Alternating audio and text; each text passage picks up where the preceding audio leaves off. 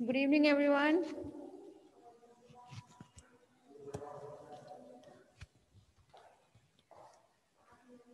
हाँ भाई final year.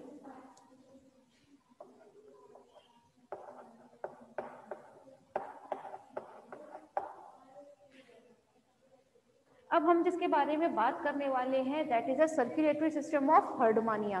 कल भी बताया था कि सर्कुलेशन की अगर हम बात करते हैं तो हर्डमानिया के सर्कुलेटरी सिस्टम को हम 3 पार्ट्स में डिवाइड कर सकते हैं। फर्स्ट इज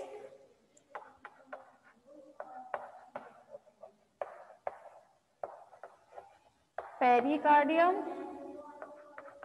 सेकेंड इज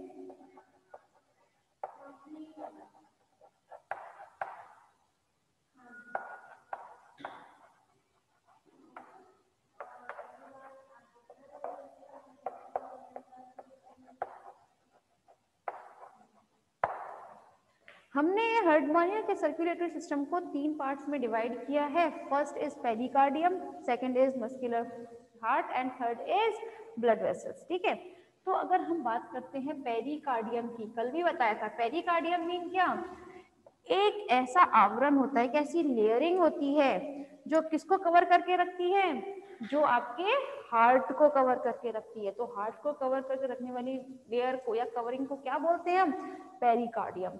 तो चलिए वन बाय वन स्टडी कर लेते हैं। कल आप लोगों के लिए मैंने डायग्राम बना दिया था वैसे तो ना, अब दोबारा नहीं बना रहे उसे। पेरिकार्डियम की हम बात करें तो ये हार्ट को क्या करके रखती है, कवर करके रखती है हमेशा। ठीक है, और साथ में ये पेरिकार्डियम दोनों ही कैसी होती है भाई, एक ट्यूबुलर फॉर्म में होगी। ठीक है, इसके अंदर क्या प्रेजेंट होता है, इसके अंदर आपका हार्ट है, दिस इज अ हार्ट। ये दोनों ही तरफ से क्लोज्ड होती है। कैसी होती है, क्लोज्ड। और साथ में ये ट्रांसपेरेंट होती है। कैसी होगी ये, ट्रांसपेरेंट। ठीक है,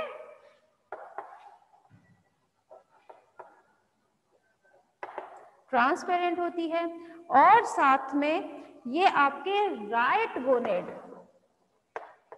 हर्डमानिया का जो राइट गोनेड होता है, ठीक है, उसके नीचे, राइट गोनेड के नीचे स्थित होगी ये। ठीक है, राइट गोनेड के नीचे, वो भी किस साइड में, राइट साइड में ही होती है। ठीक है, फिर हम बात करें अगर अपने मस्कुलर हार्ट की, तो हार्ट कैसा होता है भाई, हार्ट जो है एक तो मस्कुलर है, साथ में ये कर सकता है इजीली कॉन्ट्रैक्ट। ठीक है ना, कॉन्ट्रैक्ट की पोजीशन होता है ना इसमें, हार्ट में कॉन्ट्रैक्शन की क्या होती है, प्रोसेस होती है, लेकिन कार्डियम में नहीं होती है, सॉरी पेरिकार्डियम में ये कॉन्ट्रैक्शन की प्रोसेस नहीं होती है, लेकिन हार्ट में होगी। इसका सर्कुलेटरी सिस्टम की अगर हम बात करें तो जो मेन जो आपका काम रहता है वो होता है ब्लड वेसल्स का। किसका होता है, ब्लड वेसल्स का। तो चले ब्लड वेसल्स के बारे में जानते हैं। इसमें जनरली 4 ब्लड वेसल्स देखने को मिलती हैं।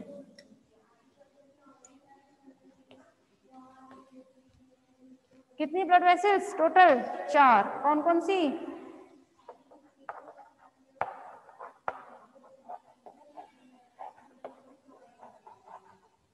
Ventral aorta,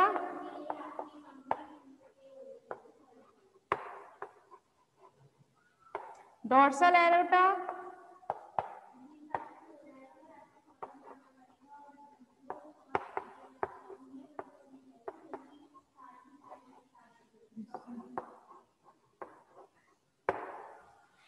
branchiovisceral vessels and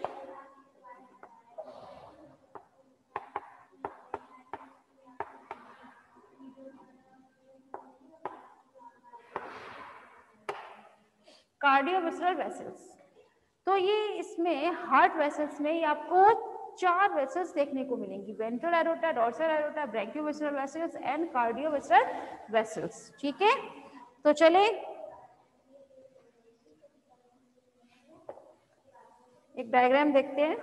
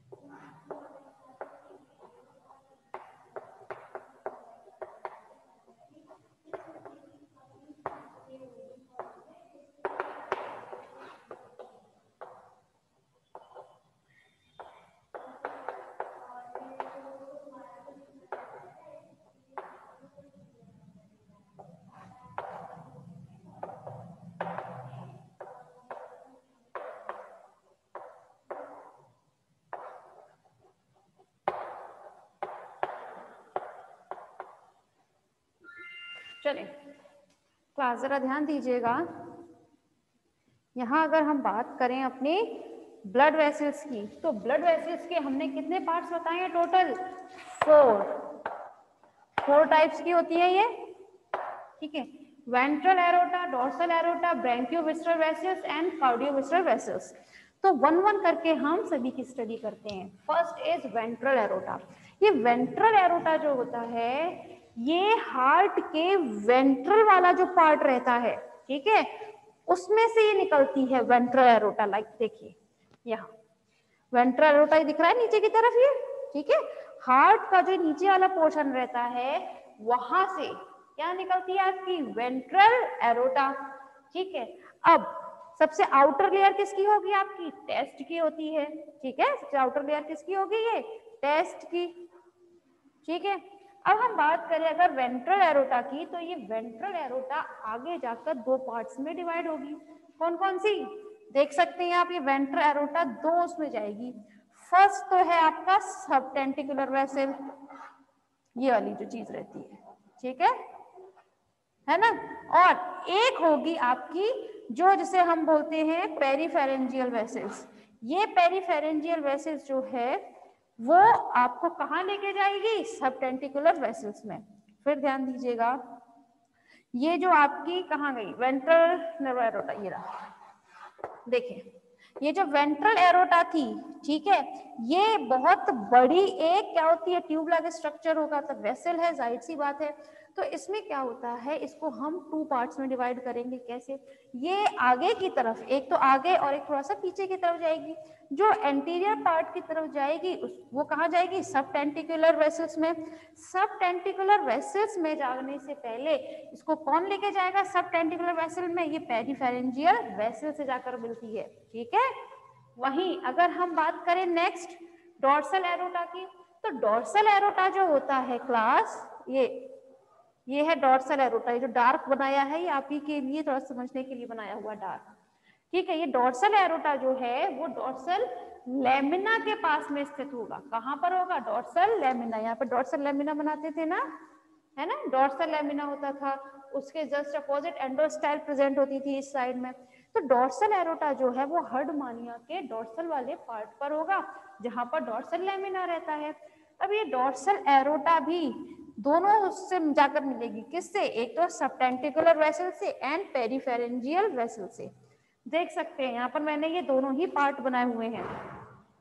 dorsal aorta जो है एक तो आपकी सबटेंटिकुलर से जाकर मिलती है एंड सेकंड आपकी पेरिफेरेंजियल वेसल से भी मिलेगी। ठीक है। क्लियर हो गई आपकी डोर्सल एंड वेंट्रल एरोटा। अब हम बात कर लेते हैं अपनी थर्ड वेसल्स के बारे में जिसका नाम है ब्रैंकियोविसरल वेसल। इसे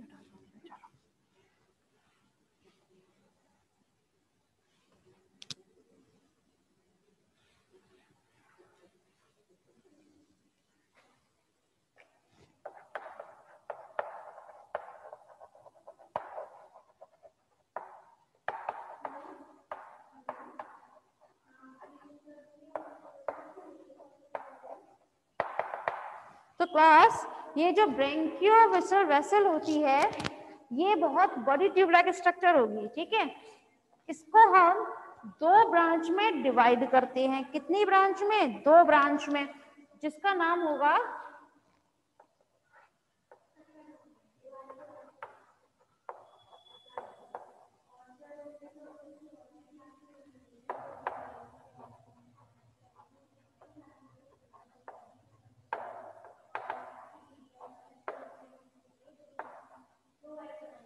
ठीक है। हमने ब्रैंकियोविसरल वेसल्स को कितने पार्ट्स में डिवाइड किया? 2 ब्रांच में। फर्स्ट है आपका oesophagus and second is ventral intestinal vessel. अच्छा, अब ध्यान दीजिएगा ये जो ब्रैंकियोविसरल वेसल्स होता है यहाँ, ये दिख रहा है यहाँ पर, ये ब्रैंकियोविसरल वेसल। ये ब्रैंकियोविसरल वेसल को हमने 2 पार्ट में डिवाइड किया है, इसोफेगस में एंड वेंट्रल इंटेस्टाइनल वेसल्स में। ये मतलब 2 ब्रांच में डिवाइड होती है लाइक दिस। ठीक है। इन दोनों का फंक्शन क्या रहेगा? इन दोनों ब्रांच में जो वेसल्स है इनका फंक्शन क्या रहता है? ये दोनों ही लिवर में जो 2 लोब होते हैं ना, ठीक है, ये उन लिवर में क्या चीज करती है? ब्लड सर्कुलेट करेगी। किस तरह से करती है? ये जो इसोफेगस है ये करता है लिवर का जो राइट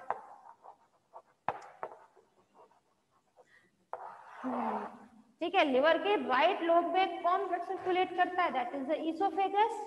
एंड लिवर के जो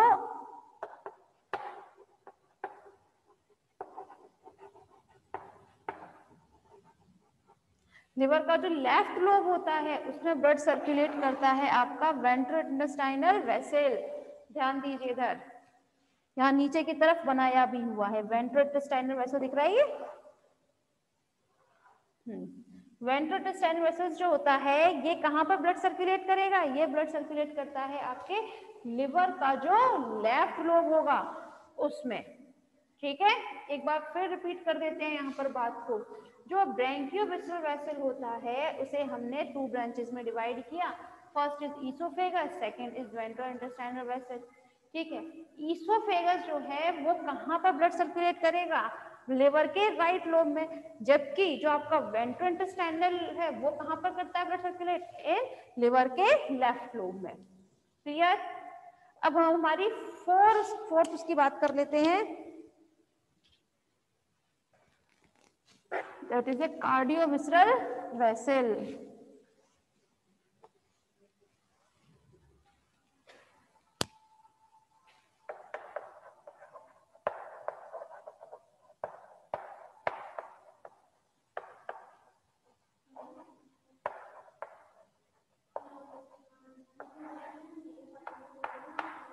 कार्डियोवैस्कुलर वेसल, इसका फंक्शन क्या होता है कार्डियोवैस्कुलर वेसल का? ये कार्डियोवैस्कुलर वेसल जो है वो देखें जरा, ये है यहाँ, ठीक है। ये कार्डियोवैस्कुलर वेसल जो होती है इसका फंक्शन क्या रहता है? ये सबसे पहले 2 ब्रांचेस में डिवाइड होगी। ये दोनों ब्रांचेस जो है, एक छोटी ब्रांच होती है, एक बड़ी ब्रांच। जो छोटी ब्रांच होती है उसे हम बोलते हैं हेपेटिक,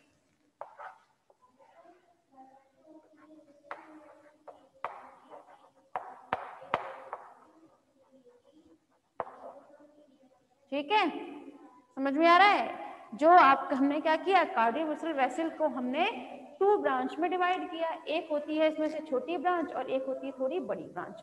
अच्छा, जब ये डिवाइड होती है दोनों ब्रांच में, तो ये डिवाइड होने के बाद अपने लेफ्ट साइड में मुड़ जाती है, ठीक है। किस साइड में मुड़ती है? अपने लेफ्ट साइड में मुड़ती है डिवाइड होने के बाद। जरा ध्यान दीजिएगा अब यहाँ पर क्या किया हमने, हेपेटिक ब्रांच और एक हमने बड़ी सी छोड़ी हुई है फिलहाल ब्रांच, उसको हम कोई पर्टिकुलर नाम नहीं देते हैं। एक्चुअली जो सेकंड ब्रांच होती है ये डायरेक्ट आपका मतलब हर्डमानिया का जो ब्लड है वो सर्कुलेट करेगी, कहाँ पर? ईसोफेगस में एंड टेस्ट में।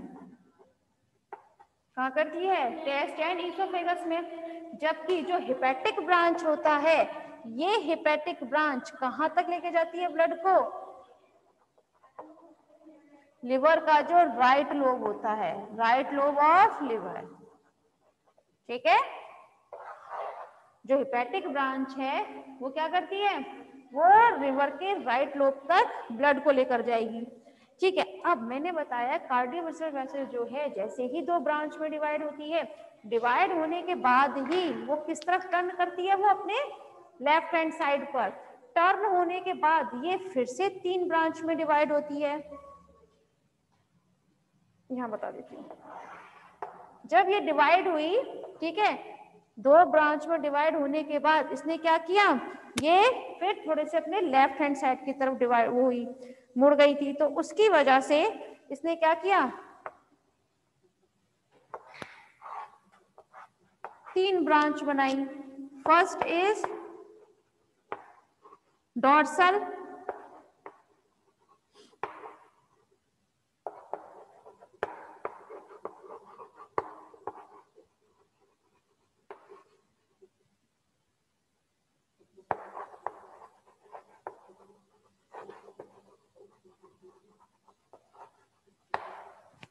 देखें यहाँ पर इसमें क्या किया था, जब ये थोड़ा सा अपने लेफ्ट हैंड साइड पर टर्न हुई थी, तो लेफ्ट हैंड साइड पर होने के बाद फिर से ये 3 ब्रांचेस में डिवाइड होती है। First is dorsal, second is middle and third is ventral.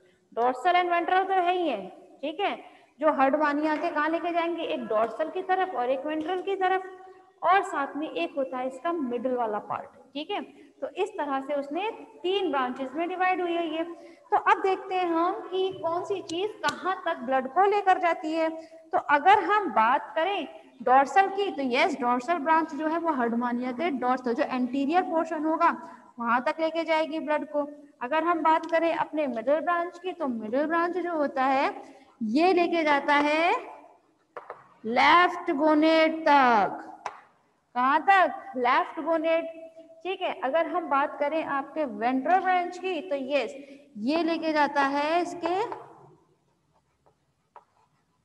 Stomach, test and oesophagus, ठीक है। तो इन सब पोर्शन तक कौन लेके जाता है, दिख रहा है ना? हाँ, वो लेके जाता है आपका वेंट्रल ब्रांच, ठीक है। तो इस तरह से हमने क्या किया, आपके हार्डमानिया के सर्कुलेटरी सिस्टम का हमने जो 3 पार्ट में डिवाइड किया था, pericardium, muscular heart and blood vessels, उस वो यहाँ पर आकर फिनिश होता है। सर्कुलेशन अभी फिनिश नहीं हुआ है, सर्कुलेटरी सिस्टम तो ये समझाया जाएगा। ये क्लियर हुआ आप लोगों को? तीनों पार्ट क्लियर हुए? फाइनल ईयर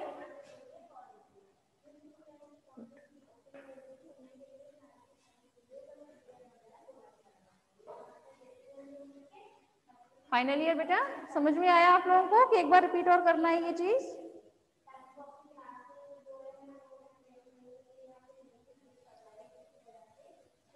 डॉर्सल ब्रांच कहाँ जाती है? बेटा इसका ये जो डोर्सल ब्रांच है, ये हर्डमानिया का जो डोर्सल वाला हिस्सा होगा उसका डोर्सल का एंटीरियर वाले पार्ट तक लेके जाती है ये ब्लड को, ठीक है। जो हर्डमानिया का डोर्सल पार्ट है उसके एंटीरियर पार्ट तक क्या लेके जाती है ये ब्लड, ठीक है। कितना जल्दी, हाँ है, ओके ठीक है। तो रिपीट की तो जरूरत है नहीं इसमें फिर, है ना। तो हमने यहाँ पर बात की आपके सर्कुलेटरी सिस्टम के तीनों टाइप्स की। चलो अब हम बात कर लेते हैं इसके सर्कुलेशन का क्या सिस्टम रहता है।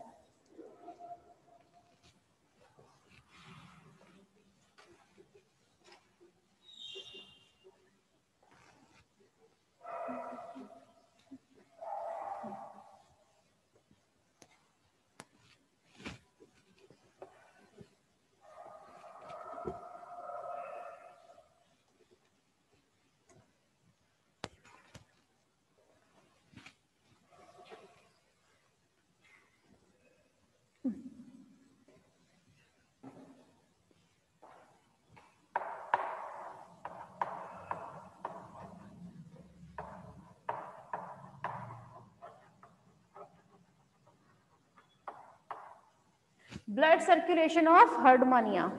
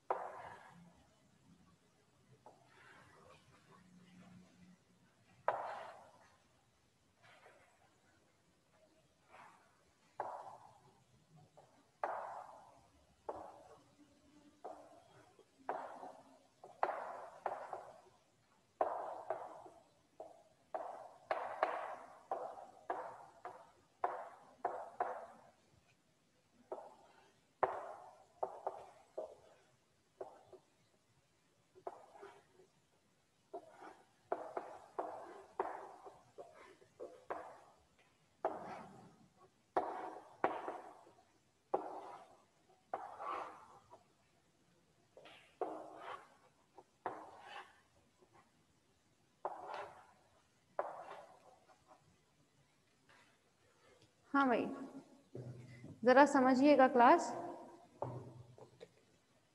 हमने बताया था अभी कि अगर हम ब्लड वेसल्स के बारे में बात करते हैं तो इसमें ये क्या है, अच्छा ठीक है।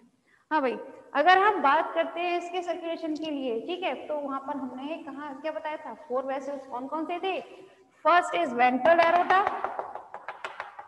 Second is dorsal aorta, third is branchiovisceral vessels and fourth is cardiovisceral vessels. ठीक है, 4 आपको ब्लड वेसल्स बताए गए थे अभी। ठीक है, अब करना क्या होता है, सबसे पहले आपको पता होना चाहिए हर्डमानिया का जो टेस्ट रीजन होता है ठीक है, मैं बात कर रही हूँ हर्डमानिया के टेस्ट रीजन की। तो ये टेस्ट रीजन में हर्डमानिया का ब्लड जो है वो क्या हो जाता है, ऑक्सीडेशन हो जाता है। ठीक है, कहाँ पर होगा ऑक्सीडेशन, जो हर्डमानिया का जो टेस्ट रीजन होता है और साथ में जो ब्रेंकियल सैक, ब्रेंकियल सैक तो याद होगा ना क्लास,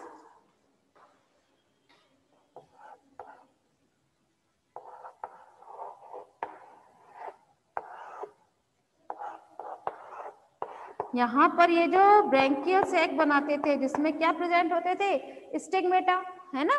तो इन दोनों ही रीजन में, मतलब जहाँ पे टेस्ट है और ब्रेंकियल सैक, इन दोनों में ही हर्डमानिया का जो ब्लड है वो क्या हो जाता है, उसमें ब्लड का ऑक्सीडेशन होता है। ठीक है, पहली बात तो ये कि हर्डमानिया में बहुत अलग टाइप का ब्लड सर्कुलेशन होता है।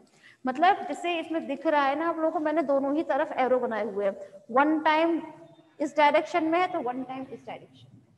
आप पूरे में यही चीज नोटिस कीजिए जरा कि यहाँ पर जो एरो बनाए गए हैं वो दोनों ही डायरेक्शन में है ना। ऐसा लगता है जैसे कि ये कंडीशन कैसी हो गई, रिवर्सिबल है, जैसे हम केमिस्ट्री में पढ़ते हैं ना, रिवर्सिबल एंड रिवर्सिबल, सिमिलरली ये वही कंडीशन जैसा दिख रहा है ना, पर ऐसा एक्चुअली होता नहीं है।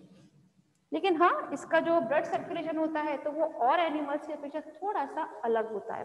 कैसे अलग होता है, एक टाइम में तो ये इस टाइप से सर्कुलेट करेगा, ठीक है, मगर कुछ ही देर के बाद, मतलब कुछ ही मिनट के बाद ये सर्कुलेशन कुछ इस टाइप से होने लगेगा।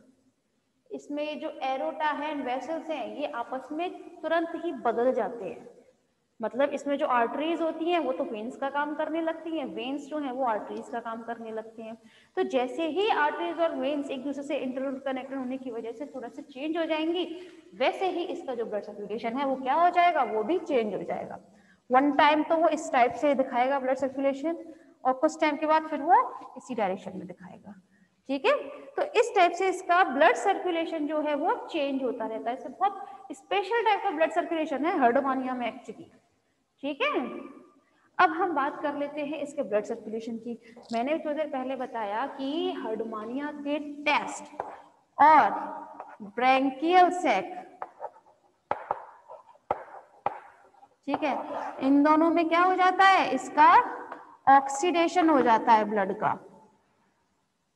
ठीक है, ऑक्सीडेशन होने के बाद जो ब्लड है वो वेंट्रल एरोटा से कहाँ जाएगा, हार्ट में जाता है।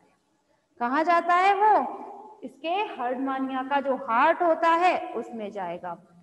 और उसके बाद जैसे ही हार्ट में पहुंचता है वैसे ही जो हार्ट का वेंट्रल डॉर्सल रीजन होगा, ठीक है, कौन सा वाला, वेंट्रल डॉर्सल रीजन जो है वो, उसमें जैसे ही कॉन्ट्रैक्शन की प्रोसेस होगी, मैंने बताया कॉन्ट्रैक्शन की प्रोसेस किसमें, वेंट्रल डॉर्सल रीजन में, ठीक है, वैसे ही इसका ब्लड जो है वो कहाँ चला जाएगा, कार्डियोवैस्कुलर वेसल्स में। ठीक है, कहाँ जाएगा, एक बार फिर रिपीट कर देते हैं यहाँ तक हम।